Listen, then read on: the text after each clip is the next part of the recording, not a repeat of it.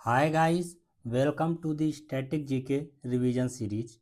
आशा करता हूँ आप लोग स्वस्थ होंगे और आपकी प्रिपरेशन अच्छी चल रही होगी। तो दोस्तों, चलिए आज का सेशन हम डिस्कस करते हैं। तो डिस्कस करने से पहले आज हम ये टॉपिक्स डिस्कस करने वाले हैं, ये देख लीजिए। Dimethyl ether, doctor B R Ambedkar ji के बारे में पढ़ेंगे। यूरिया गोल्ड, जो कि काफ़ी न्यूज में रहता है, एक यूरिया गोल्ड और एक आप पढ़ते होंगे नीम कोटेड यूरिया। ये दोनों चीज़ें हम डिस्कस करेंगे। इकोक्लाइन वर्सेस इकोटोन क्या होता है। वाटर कॉलम स्ट्रेटिफिकेशन, जैसे वाटर के आप लेयर में जब इनसाइड जाएंगे सरफेस टू डीप में, तो वाटर के जो कंपोजिशंस है, साल्ट का कंपोजिशन है, इसमें डिफरेंट चेंजेस आते हैं। तो एक लेयर का स्ट्रेटिफिकेशन बन जाता है। तो उन लेयर को डिफरेंट नाम से जानते हैं, उस चीज़ को हम डिस्कस करेंगे। और जब आप पेमेंट ट्रांसफ़र करते हैं, आरटीजीएस, नेफ्ट, आईएमपीएस सिस्टम, आप अगर नेट बैंकिंग यूज करते हैं तो आपने ज़रूर देखा होगा। तो इन तीनों में क्या डिफरेंसेस हैं, उस ये चीज़ डिस्कस करेंगे। राइट टू इंफॉर्मेशन एक्ट 2005 से संबंधित कुछ प्रोविजंस हैं जिसको हम डिस्कस करेंगे। थर्मल एडाप्टेशन इन ऑर्गेनिज्म, जैसे कुछ एरिया है जहाँ पे टेम्परेचर ज़्यादा है, जैसे आपका इक्वाटोरियल रीजन हो गया, और ऐसे एरिया जहाँ पे टेम्परेचर कम है, जैसे पोलर रीजन। तो यहाँ पे जो ऑर्गेनिज्म है वो किस टाइप के एडॉप्टेशन फॉलो करते हैं उसको डिस्कस करेंगे। साथ ही साथ कुछ टैक्सेस है जो एंशियंट टाइम्स में लेवी किए जाते थे बाय किंग, यानी स्टेट के द्वारा, तो उसको डिस्कस करेंगे। तो चलिए दोस्तों, क्लास को स्टार्ट करते हैं।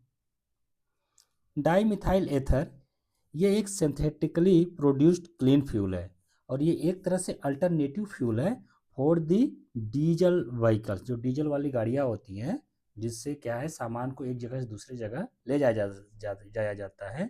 उन गाड़ियों में डाई मिथाइल एथर का यूज जो है किया जा सकता है, और इसका प्रोडक्शन नेचुरल गैस, कोल और बायोमास से किया जाता है। ये आप बायोमास देख रहे हैं ना, ये क्या है, ये बहुत इंपॉर्टेंट है। और बायोमास, अगर बायोमास से डाईमिथाइल एथर का मास लेवल पे अगर हम प्रोडक्शन करने लगेंगे, तो हमारा जो क्रूड ऑयल का डिपेंडेंसी है वो हमारा डिक्रीज हो जाएगा। इसका यूज बेसिकली जो डीजल वाली गाड़ियां हैं ट्रांसपोर्ट सेक्टर में, petrochemical industry, power plants, iron and steel industry, cement plants में किया जाता है। इसका जो सीटेन नंबर होता है, सीटेन नंबर बेसिकली क्या है, आपका क्वालिटी बताता है ऑफ डीजल। तो ये एक टाइप का डीजल ही तो है, तो इसका क्वालिटी जो है बताएगा सेटन नंबर। और हाई सेटन नंबर होता है डाईमिथाइल एथर का। अब हाई सेटन नंबर से ये हो गया कि जो फ्यूल है डाईमिथाइल एथर, इसका जो बर्निंग होगा बहुत स्मूथ होगा, और स्मूथ के साथ साथ एफिशिएंट बर्निंग होगी। और जब इसकी बर्निंग होती है ना, तो जो सूट पार्टिकल्स होते हैं, बेसिकली पार्टिकुलेट मैटर्स, जैसे PM2.5, PM10, तो इनका जो रिलीज है ये बहुत थोड़े मात्रा में होता है। और साथ ही साथ जो नाइट्रोजन ऑक्साइड्स है और सल्फर ऑक्साइड्स है, इनकी भी क्वांटिटी बहुत कम होती है। तो इससे एक फ़ायदा ये है कि जो पॉल्यूशन का लेवल है, एयर पॉल्यूशन खास तौर से, वो कम होगा बाय यूजिंग डाईमिथाइल एथर। महड़ सत्याग्रह, ये महड़ एक प्लेस है महाराष्ट्र में, वहाँ पे स्टार्ट किया गया 20 मार्च 1927 को। इसको लीड किए डॉक्टर बी आर अम्बेडकर जी ने। और यहाँ पे जो है पब्लिक वाटर सोर्सेस थे, वहाँ पे दलित्स, जो कि बेसिकली उनको वाटर का एक्सेस मिल सके, उसके लिए ये आंदोलन चलाया गया था, महड़ सत्याग्रह। और उस वाटर सोर्स का नाम था चौदार टैंक।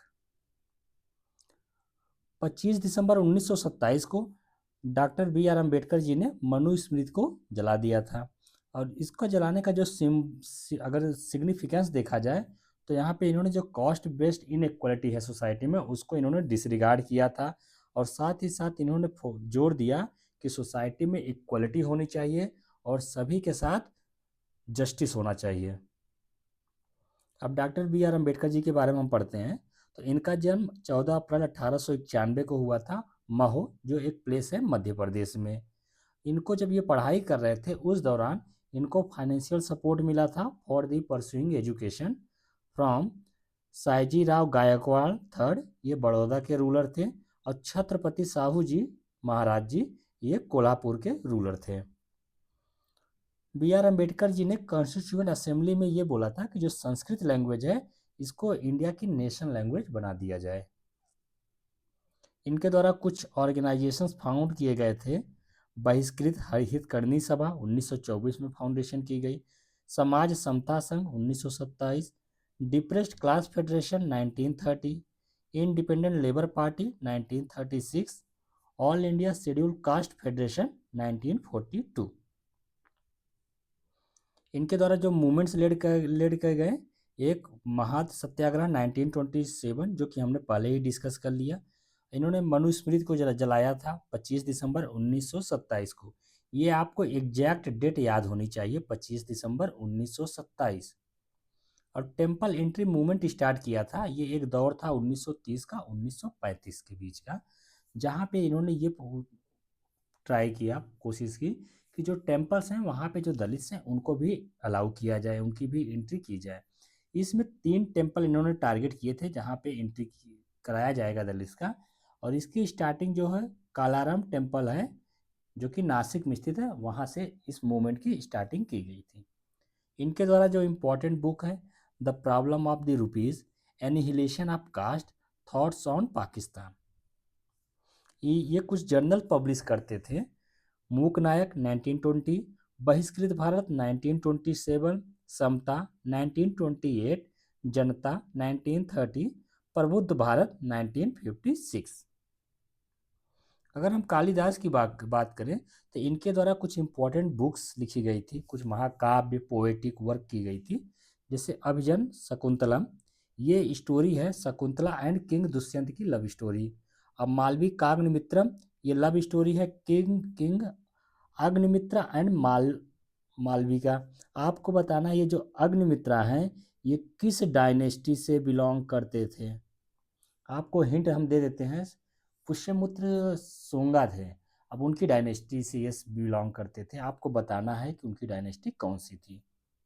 विक्रम उर्वशियम, ये लव है पूर्वासा एंड उर्वशी जी का। रघुवंशा, ये डिस्क्राइब करता है रघु डायनेस्टी जिनका इंक्लिनेशन रामा से मिलता है। कुमार संभवम, ये कार्तिकेय जो कि सन ऑफ हैं शिव और पार्वती जी के, उनके बर्थ के रिलेटेड है। और मेघदूत, यक्ष ने एक मैसेज भेजा था बादलों को, उसको यहाँ पे दर्शाया गया है। ऋतु समाहारा, ये डिस्क्रिप्शन है 6 सीजन का। जैसे आप अगर हिंदी कैलेंडर फॉलो करते होंगे तो वहाँ पे आषाढ़ भादव ऐसे 6 सीजन करके हैं। अमार कोसा, ये बुक अमार सिम्हा के द्वारा लिखी गई थी और ये एक टाइप की क्या है आपकी डिक्शनरी है, लेक्सिकोग्राफी वर्ड है। अब मंत्र शस्त्र, ये बुक वेतल भट्ट के द्वारा लिखी गई। 8 कोर इंडस्ट्रीज है इंडिया में जिसका बेसिकली यूज किया जाता है जब index of industrial production calculate किया जाता है। अब ये कोर इंडस्ट्री इनको इसलिए बोला जा रहा है क्योंकि ये हमारी इकोनॉमी की बैकबोन है। अगर इन इंडस्ट्री में कोई भी प्रॉब्लम आती है तो हमारी जो इकोनॉमी है डायरेक्टली इम्पैक्ट होती है, साथ ही साथ जो हमारा जीडीपी है वो भी इम्पैक्ट होता है। तो आपको इसमें ये याद रखना है कि ये जो 8 कंट्री हैं इनका टोटल वेटेज लगभग 40% है इंडेक्स ऑफ इंडस्ट्रियल प्रोडक्शन में। और दूसरा आपको ये याद रखना है कि किस इंडस्ट्री का असेंडिंग एंड डिसेंडिंग, ये वेटेज ना याद रखिए, वेटेज अगर आप नहीं भी याद रखते ना तो आपको लेकिन ये याद रखना है कि ये किस सीक्वेंस में है।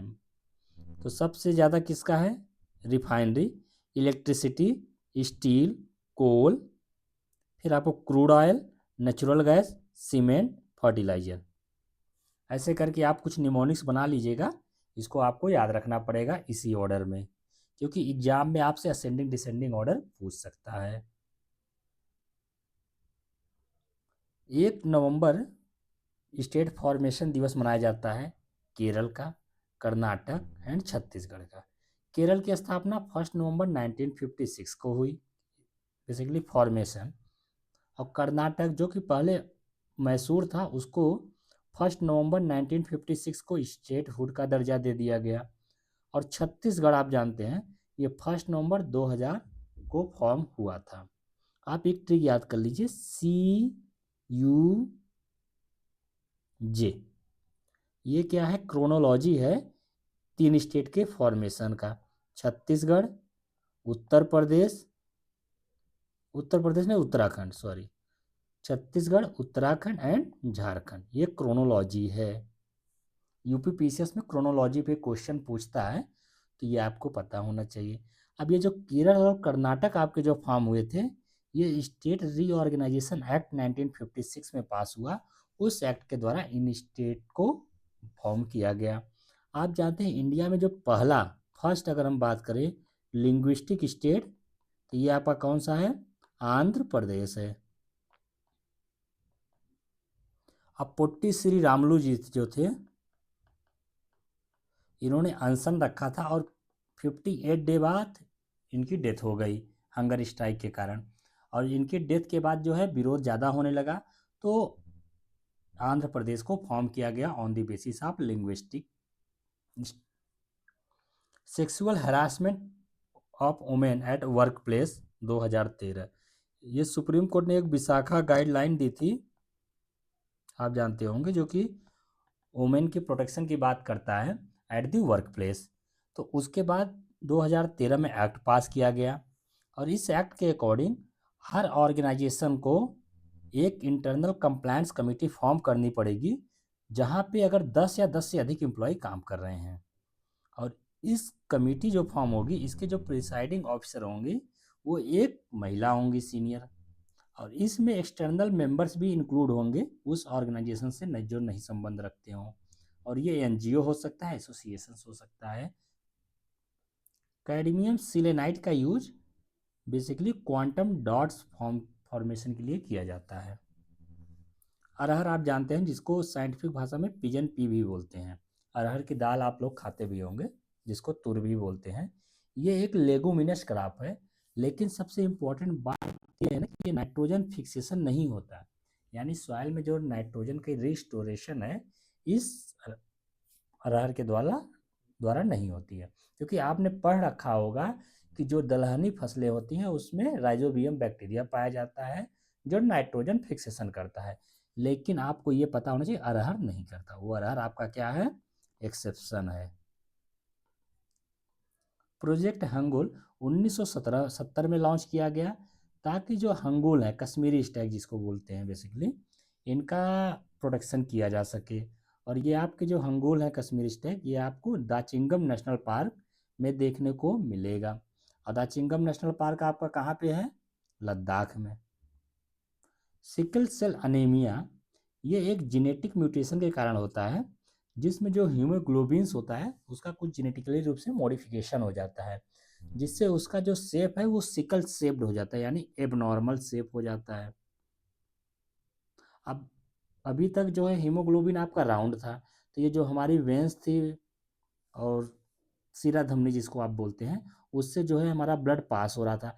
लेकिन जैसे ही इसका एब नॉर्मल शेप हो जाएगा तो इसको पास होने में दिक्कत होगा हीमोग्लोबिन को, जिसके कारण क्या होगा, एक तो ब्लड की जो ऑक्सीजन कैरिंग कैपेसिटी है वो रिड्यूस हो जाएगी, साथ ही साथ जो है शरीर में पेन भी महसूस होगा। अब इसका treatment bone marrow stem cell transplantation के द्वारा किया जाता है।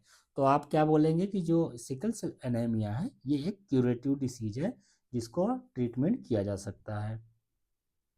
यूरिया गोल्ड, यूरिया आप जानते हैं यूरिया क्या है? CONH2 twice.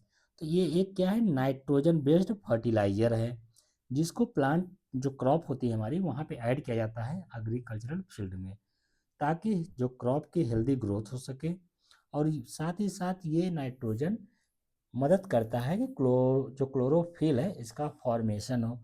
अब क्लोरोफिल का फॉर्मेशन में क्या इंपॉर्टेंट है? जब क्लोरोफिल फॉर्म होगा तो जो प्लांट्स की लीफ हैं, लीव्स, ये क्या फॉर्म करेंगी? ये बेसिकली आपका क्लोरोफिल जब रहेगा तो फोटोसिंथेसिस आपका जो है प्लांट के लीफ में ही होता है। जब और उस समय जो क्लोरोफिल आपका इम्पॉर्टेंट है, और साथ ही साथ CO2, H2O एंड सनलाइट के प्रेजेंस में आपका क्या होता है? प्लांट जो है अपना फूड फॉर्म करता है, और ये फूड क्या होता है? C6H12O6। अब यूरिया गोल्ड एक नया वैरायटी है यूरिया का। अब इसमें क्या हो रहा है बेसिकली कि जो हमारा यूरिया है, इस अगर ये आपका यूरिया है तो इसकी जो कोटिंग है ना, कोटिंग कर दी जाती है सल्फर से। अब इसे देखिए सल्फर से कोटिंग कर दिए, तो इससे क्या फ़ायदा होगा कि जो सॉइल है उसमें अगर सल्फर की डेफिशिएंसी है तो वो भी ख़त्म हो जाएगी। साथ ही साथ फार्मर का जो इनपुट कास्ट है ना वो बचेगा, क्योंकि अभी तक आप जो है मान लीजिए 20 केजी यूरिया खरीदते थे जब कोटेड नहीं था। अब आप 15 केजी यूरिया आपको खरीदना पड़ रहा है क्योंकि कोटेड है, और सेम ही एफिशिएंट रहेंगे दोनों, क्योंकि अभी जो 15 केजी आप यूज कर रहे हैं कोटेड विथ सल्फर, ये धीरे धीरे स्लोली जो है क्या होगा, डिसॉल्व होगा, और जिससे क्या होगा, इफेक्टिवनेस बढ़ जाएगी और फर्टिलाइजर का बेटर यूटिलाइजेशन होगा। और इसी प्रकार आपने एक पढ़ा होगा कि नीम कोटेड यूरिया, ये नीम कोटेड यूरिया से भी बेटर है, क्योंकि यहाँ डबल बेनिफिट है ना आपका, यहाँ पे सल्फर भी तो एड्रेस हो रहा है। अब देखिए अगर हम बात करें कि यूरिया गोल्ड हमारा कैसे डिफरेंट है और कैसे बेटर है other types of the urea. अब देखिए सल्फर कोटेड है तो इसके कारण इसका जो है स्लोली डिसोल्यूशन होगा, और जो नाइट्रोजन है वो स्लोली धीरे धीरे ग्रेजुअली रिलीज होगा, और इससे क्या होगा कि जो क्रॉप है उसको एक कंटिन्यूअस स्टडी यानी कांस्टेंट सप्लाई नाइट्रोजन की मिलती रहेगी, जिससे क्रॉप की जो एफिशिएंसी है नाइट्रोजन को एब्जॉर्ब करने में वो बढ़ जाएगी, और इससे प्लांट की ग्रोथ भी बढ़िया होगी और जो फसल है उसका यील्ड भी बढ़िया होगा, और जो फर्टिलाइजर का वेस्टेज था अभी तक वो भी घट जाएगा और एफिशिएंसी बढ़ ही जाएगा। यूरिया गोल्ड में एक चीज़ और पाया जाता है, ह्यूमिक एसिड इसमें मिलाया जाता है। अब ह्यूमिक एसिड से क्या होता है कि जो सॉइल की है फर्टिलिटी और स्ट्रक्चर जो है उसका बढ़ जाता है, अच्छा हो जाता है स्ट्रक्चर, जिससे फर्टिलाइजर का जो लाइफ स्पैन है बढ़ जाता है। अब नीम कोटेड यूरिया की बात करें तो यहाँ पे यूरिया ही है आपका, लेकिन इसको जो नीम ऑयल होता है इससे क्या है, इसको कोटेड कर दिया जाता है। अब नीम कोटिंग की वजह से इसका डिसोल्यूशन स्लो होगा, जिससे नाइट्रोजन की जो सप्लाई है वो बनी रहेगी एक कंट्रोल तरीके से। अब नीम ऑयल जो जानते हैं आप, नीम ऑयल जो है एक नेचुरल पेस्टिसाइडल प्रॉपर्टीज भी पोसेस करता है, जिसके कारण इसका यूज करने से जो क्रॉप में जो बेसिकली पेस्ट और जो डिसीज लगे हैं वो क्या हो जाएंगे, ख़त्म हो जाएंगे, उनसे प्लांट है प्रोटेक्शन मिलेगी। अब नीम कोटेड यूरिया के अगर हम बेनिफिट देखें तो नाइट्रोजन का जो रिलीज है ये कंट्रोल्ड मैनर है, यानी स्लोली रिलीज होगा, और इस साथ ही साथ जो नाइट्रोजन की एफिशिएंसी है जो क्रॉप यूज करेंगे वो भी बढ़ जाएगी। अगर हम एनवायरमेंटल इम्पैक्ट की बात करें तो जो नीम कोटेड यूरिया होते हैं ये नाइट्रस ऑक्साइड का एमिशन बेसिकली NOx का एमिशन जो है रिड्यूस कर देते हैं, और आप जानते हैं जो नाइट्रोजन के ऑक्साइड्स हैं ये एक ग्रीन हाउस गैस है जो ग्लोबल वार्मिंग को बढ़ावा देते हैं। और इकोनॉमिक बेनिफिट, अब यहाँ पे एक रिड्यूस अमाउंट यूज करना पड़ेगा compare to the earlier amount which was used, जहाँ पे कोटिंग नहीं होती थी। अगर हम कंपेयर करें यूरिया गोल्ड और नीम कोटेड यूरिया की, तो देखिए दो यूरिया गोल्ड से हमको नाइट्रोजन भी मिल रहा है, साथ ही साथ जो सल्फर की डेफिशिएंसी की प्रॉब्लम है सॉइल में वो भी दूर हो जाएगी। और लेकिन जो नीम कोटेड यूरिया है यहाँ पे जो नाइट्रोजन का डिसोल्यूशन हो रहा है यानी नाइट्रोजन का जो रिलीज है उसको कंट्रोल किया जा रहा है, साथ ही साथ जो क्रॉप है उसमें अगर कोई पेस्ट डिसीज है तो उसको भी खत्म किया जा रहा है। रिलीज रेट यहाँ पे नाइट यूरिया गोल्ड में ग्रेजुअल है, और इसमें ह्यूमिक एसिड भी होता है जिसके कारण लाइफ स्पैन यूरिया गोल्ड की बढ़ जाती है। और लेकिन यहाँ नीम कोटेड यूरिया में आपका ह्यूमिक एसिड नहीं होता, जिससे कि इसका डिसोल्यूशन बेसिकली फास्ट है compare to the urea gold. अगर हम एफिशिएंसी की बात करें तो जो यूरिया गोल्ड है ये मोर एफिशिएंट है compare to the neem coated urea. अब देखिए यहाँ पे 15 केजी जो अगर हम यूरिया गोल्ड लेंगे तो ये सेम टाइप का बेनिफिट्स प्रोवाइड करेगा जो हम 20 केजी कन्वेंशनल यूरिया यूज करते हैं। और यहाँ पे क्या है, स्लो नाइट्रोजन लॉस है लेकिन लेस इफेक्टिव है अगर हम क्वांटिटी पर एकड़ बात करें आपका नीम कोटेड यूरिया की। एनवायरमेंटल इम्पैक्ट, आपका ये जो यूरिया गोल्ड है, ये रिड्यूस करता है फर्टिलाइज़र यूजेस को, यानी आप कम क्वांटिटी जो है फर्टिलाइज़र का यूज़ करेंगे, इस जिससे क्या होगा, आपका जो एनवायरमेंटल इम्पैक्ट है ये लेस होगा।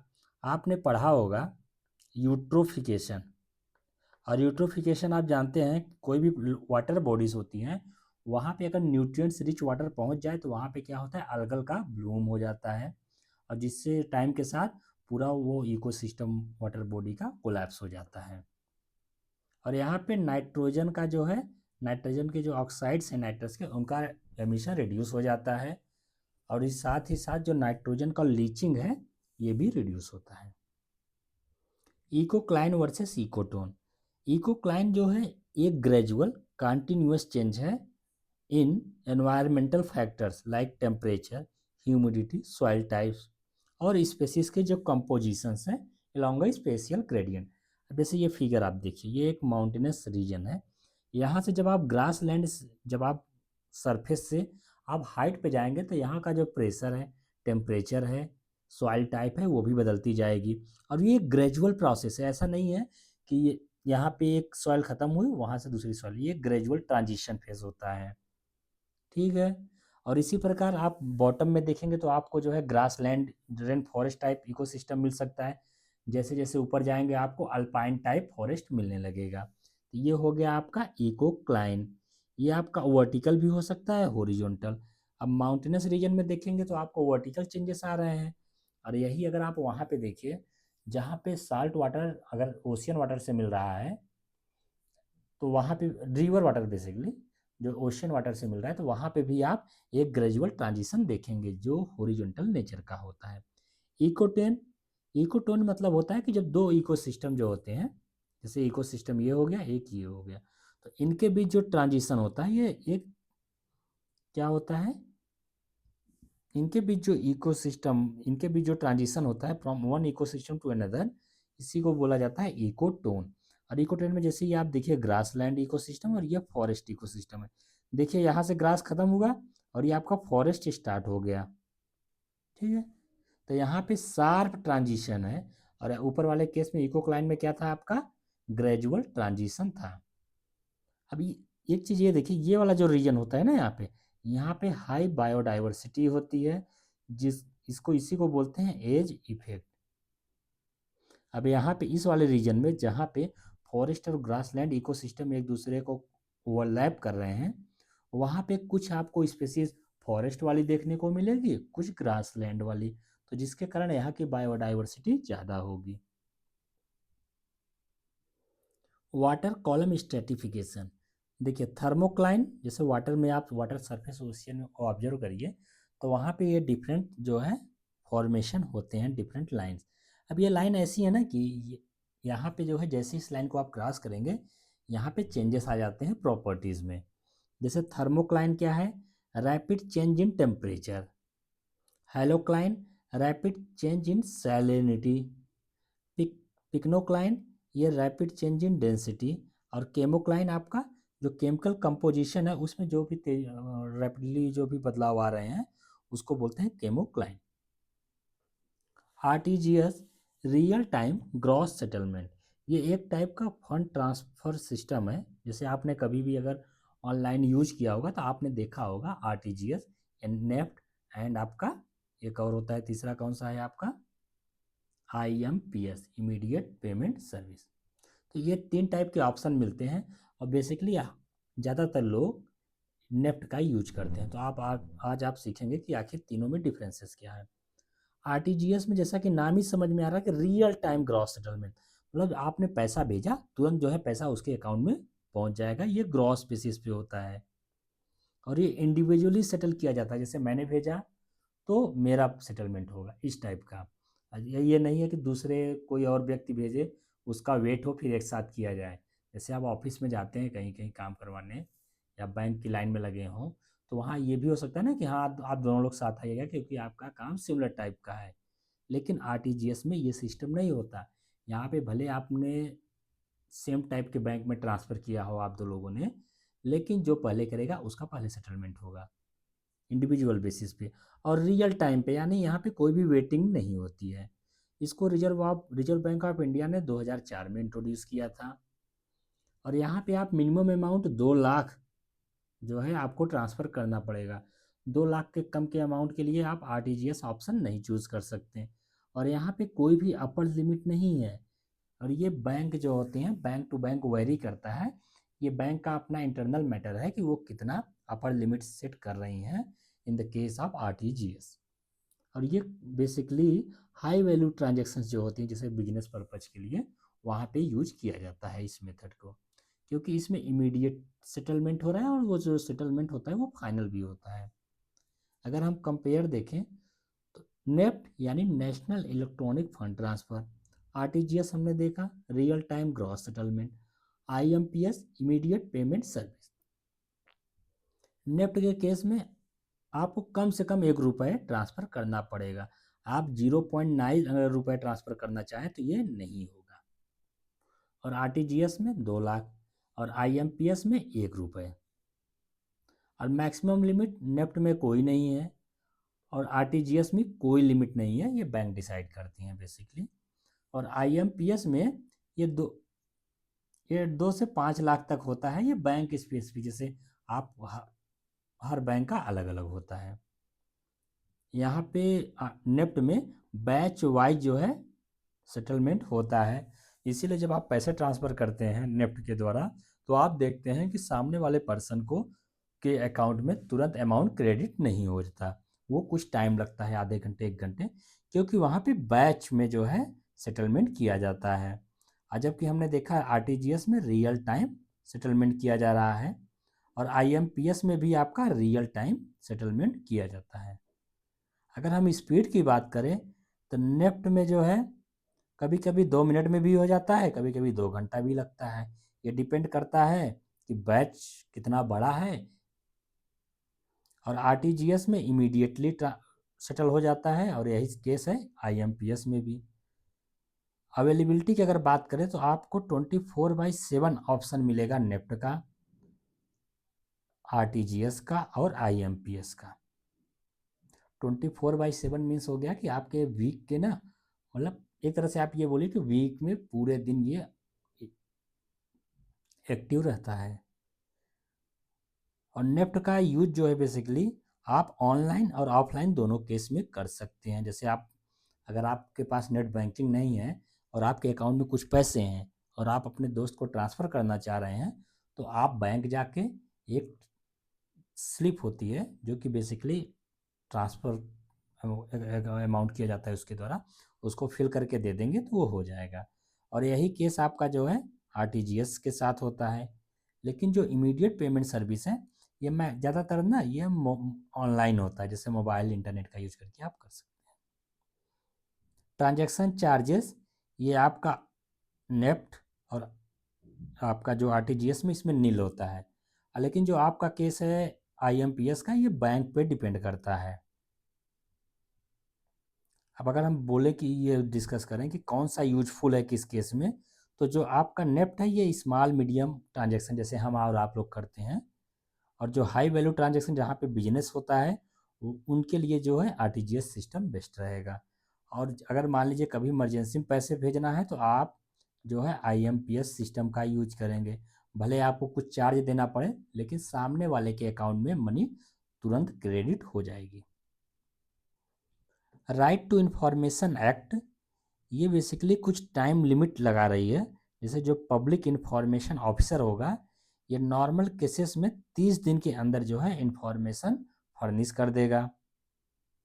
और अगर किसी की लाइफ और लिबर्टी से केस संबंधित है कि अगर आप उस इन्फॉर्मेशन को डिस्क्लोज करेंगे तो पर्सन की लाइफ और लिबर्टी जो है बच जाएगी, तो ऐसे केसेस में पीआईओ को 48 घंटे के अंदर इन्फॉर्मेशन डिस्क्लोज करनी होती है।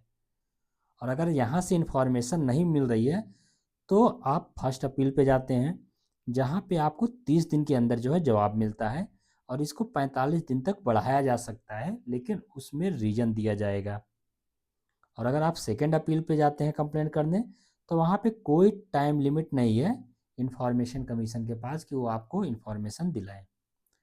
इंडिया में तमिलनाडु पहला स्टेट था जिसने आरटीआई एक्ट को इनेक्ट किया था। यहाँ तक कि आप देख रहे हैं कि जो सेंट्रल का आरटीआई एक्ट है ये 2005 में आया, लेकिन तमिलनाडु ने 1997 में ही आरटीआई लॉ को इम्प्लीमेंट कर दिया था। थर्मल एडाप्टेशन इन ऑर्गेनिज्म, जैसे हम लोग हैं तो हम लोग एक वाइड रेंज ऑफ टेम्परेचर को टॉलरेट कर लेते हैं, तो ये हम लोग क्या हो गए, यूरी थर्मल ऑर्गेनिज्म, जैसे ह्यूमन, गुड्स, काउस।